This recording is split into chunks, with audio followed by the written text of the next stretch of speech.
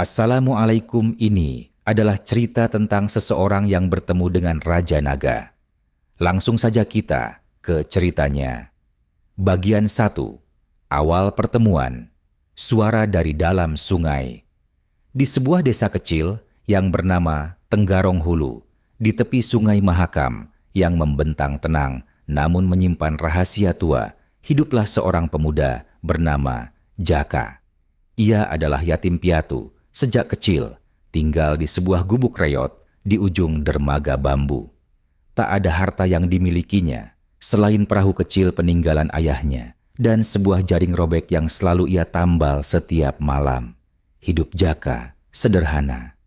Pagi-pagi buta, ia sudah mengayuh perahu ke tengah sungai, berharap ada 1-2 ikan yang bisa ia tukar dengan beras. Saat pulang, ia duduk di tepi dermaga sambil menatap matahari tenggelam, menunggu malam membawa tidur dan mimpi yang lebih baik dari kenyataan. Namun, pada suatu sore yang kelam dan berkabut, saat angin dingin bertiup tak biasa dan langit berubah warna seperti jelaga, Jaka merasa ada sesuatu yang berbeda di air. Ia baru saja menarik jaringnya ke permukaan ketika mendadak tubuhnya terpental ke belakang karena berat yang luar biasa. Jaringnya bergerak liar. Sesuatu yang besar dan kuat memberontak di dalamnya. Dengan susah payah, Jaka menahan tali jaring itu, menariknya perlahan ke tepi perahu. Saat akhirnya makhluk itu muncul ke permukaan, mata Jaka membelalak. Seekor ular raksasa. Tubuhnya sebesar batang kelapa. Sisiknya bersinar keemasan walau tertutup lumpur. Mata makhluk itu bukan mata biasa. Ia menatap Jaka dengan sorot sedih dan seakan mengerti. Tapi yang paling mengejutkan bukan bentuk atau besarnya, melainkan suara. "Tolong aku." Suara itu tidak terdengar dari mulutnya, tapi muncul di dalam kepala Jaka. Seperti suara gaib yang bergetar lembut, membawa luka dan harapan. Jaka mundur, tangannya gemetar. Tapi matanya tak bisa lepas dari makhluk aneh itu. Ular itu tersangkut di jaring yang melilit tubuh dan lehernya. Luka-luka di badannya mulai berdarah. Sungai memerah perlahan.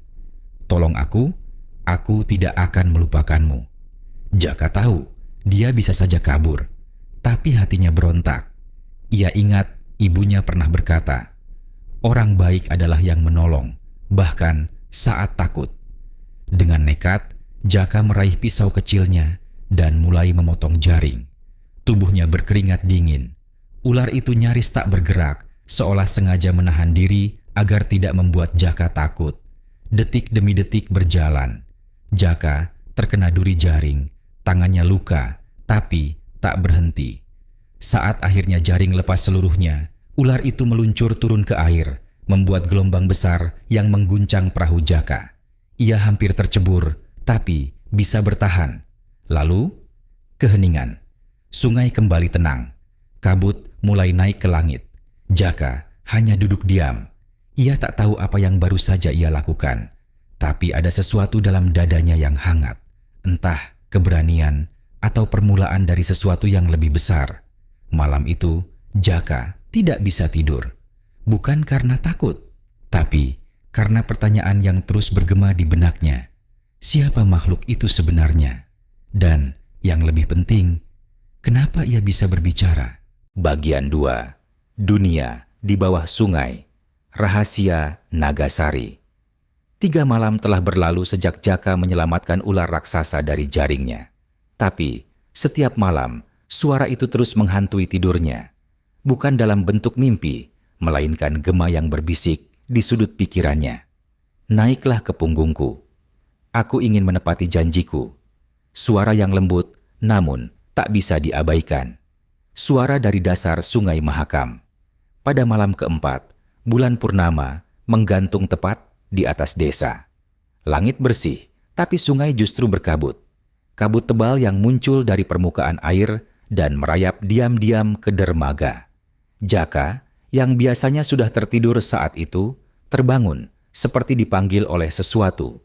Tubuhnya bergerak sendiri, seperti dikendalikan oleh rasa percaya yang tidak logis. Ia mengambil perahunya dan mendayung ke tengah sungai. Udara dingin menampar wajahnya, namun ia terus melaju. Hingga akhirnya, dari dalam kabut muncul sebuah kepala besar yang ia kenali, ular itu. Tapi kini tubuhnya bukan lagi berlumpur dan berdarah.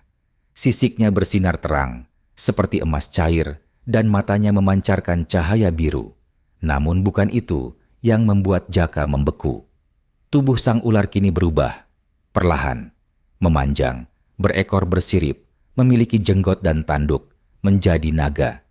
Makhluk agung yang selama ini hanya ada dalam dongeng. Namaku Nagasari. Aku penjaga sungai Mahakam, roh tua yang terikat janji pada manusia. Dan kau, Jaka, telah menyelamatkanku dari kematian. Jaka tak mampu berkata-kata. Ia hanya menatap dengan kagum dan gemetar. Sekarang, aku akan menepati janjiku. Nagasari menyodorkan tubuhnya ke arah perahu Jaka. Jaka, dengan ragu, melangkah naik ke punggung naga itu.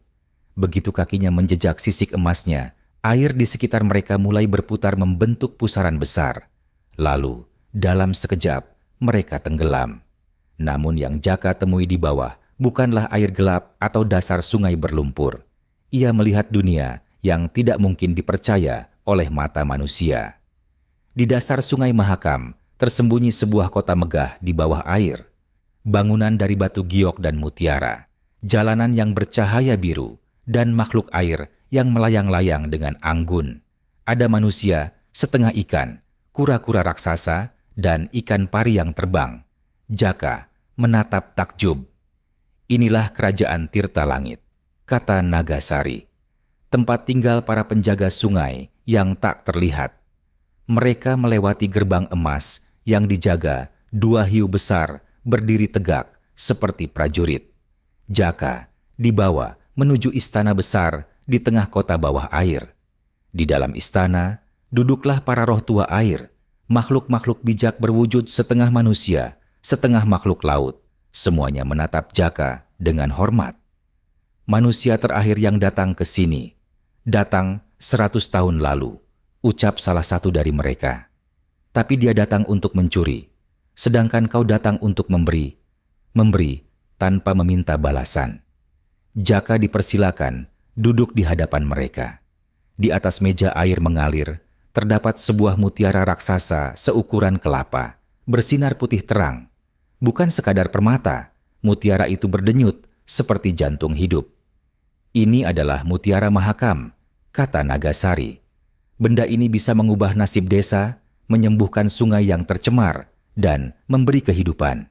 Tapi hanya bisa diberikan pada manusia yang tulus. Dan kami memilihmu. Jaka nyaris tak bisa bernapas. Ia memegang mutiara itu. Rasanya hangat seperti memegang nyala api yang tidak membakar. Bawalah kembali, gunakan untuk kebaikan. Tapi ingat, jika kau serakah, mutiara ini akan kembali ke dasar sungai dan lenyap selamanya. Nagasari membungkuk di hadapannya, memberi salam.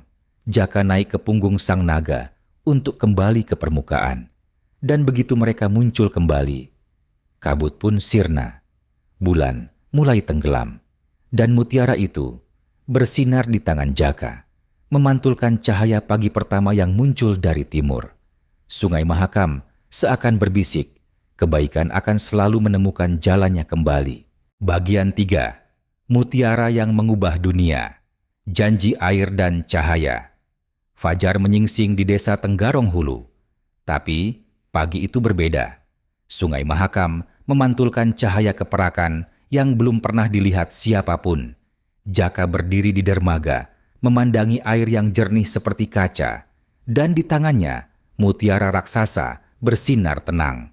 Ia memegangnya erat, seolah menyadari bahwa cahaya kecil itu bukan hanya hadiah, tapi tanggung jawab besar.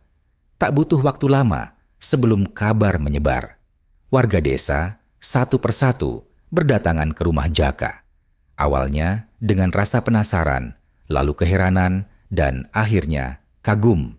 Seorang bocah kecil yang sebelumnya lumpuh karena demam, hanya disentuh sinar mutiara, tiba-tiba mampu berjalan. Seorang ibu tua yang hampir buta memandang ke arah Jaka dan berkata, "Aku bisa melihat, aku bisa melihat cahaya di tanganmu. Desa yang dulunya kelam, miskin, dan suram berubah perlahan. Jaka tidak menyimpan mutiara itu untuk dirinya sendiri. Ia menaruhnya di ujung dermaga, di tempat terbuka, agar semua orang bisa mendapatkan berkahnya. Anehnya, mutiara itu tidak pernah dicuri. Bahkan, orang-orang yang sebelumnya dikenal serakah, tiba-tiba berubah menjadi rendah hati. Air sungai yang tadinya keruh dan berbau, kini jernih hingga ke dasarnya. Ikan-ikan kecil kembali berenang. Lahan pertanian di sekitar desa kembali subur dan hasil tangkapan nelayan melimpah. Namun, perubahan terbesar bukan pada alam, tapi pada hati manusia. Warga yang sebelumnya saling iri, kini saling tolong. Tak ada lagi yang lapar, tak ada lagi yang tinggal di gubuk bocor. Dan Jaka, ia tetap tinggal di rumahnya yang sederhana. Ia menolak tawaran untuk menjadi kepala desa atau orang terkaya di wilayah itu. "Aku hanya penjaga," katanya. "Penjaga janji, penjaga air, penjaga cahaya." Tapi, seperti semua keajaiban, ujian pun datang. Suatu malam, seorang saudagar kaya dari kota datang bersama 3 pengawal. Ia membawa uang, perhiasan, dan kereta besar. "Berikan mutiara itu padaku," katanya angkuh. "Akan kubayar 1000 kali lipat." Jaka menolak halus, tapi saudagar itu tidak menyerah. Ia menyuruh orang-orangnya mencuri mutiara saat malam tiba. Tapi begitu tangan mereka menyentuh permukaannya, Sungai Mahakam bergetar, angin berputar kencang, air naik ke permukaan, membentuk pusaran besar. Dari tengah sungai muncullah Nagasari dengan tubuh yang lebih besar dari sebelumnya, mata menyala biru terang, dan suara mengguncang langit. "Ini bukan milikmu, ini bukan untuk dijual, ini adalah janji." Kilatan cahaya keluar dari mutiara, menelan para pencuri dalam pusaran air. Dalam sekejap, mereka lenyap, bukan mati, tapi dikembalikan ke tempat di mana keserakahan tidak bisa menyentuh apapun. Jaka berlutut, memohon pada Nagasari agar desa tidak dihukum. Sang naga menatap Jaka, lalu tersenyum. Selama ada satu hati yang menjaga kebaikan, keajaiban tidak akan hilang dari bumi ini. Setelah itu, Nagasari menghilang ke dalam sungai dan pusaran air pun mereda. Hari-hari berlalu, mutiara tetap di dermaga. Tapi kini tak lagi bersinar terang, melainkan lembut seperti cahaya senja. Seolah hanya bersinar bagi mereka yang datang dengan hati yang bersih. Jaka menjadi legenda. Tapi ia tidak pernah mengaku sebagai pahlawan. Baginya, ia hanya seorang pemuda biasa yang mendayung di sungai, mendengarkan suara air, dan mengikuti kata hatinya. Tahun-tahun berlalu, Jaka menua, tapi cerita tentangnya tak pernah padam. Anak-anak di desa tumbuh dengan cerita tentang ular raksasa yang sebenarnya naga, tentang dunia bawah air, dan tentang mutiara yang mengubah segalanya. Bukan karena kekuatannya, tapi karena kebaikan orang yang memegangnya. Dan saat kabut turun di malam hari, masih ada yang bersumpah melihat sosok naga berenang di kejauhan, matanya menyala biru, menjaga desa dari kegelapan, dari dalam hati sungai. Kadang, kebaikan kecil bisa membuka pintu ke dunia yang tak pernah kita bayangkan.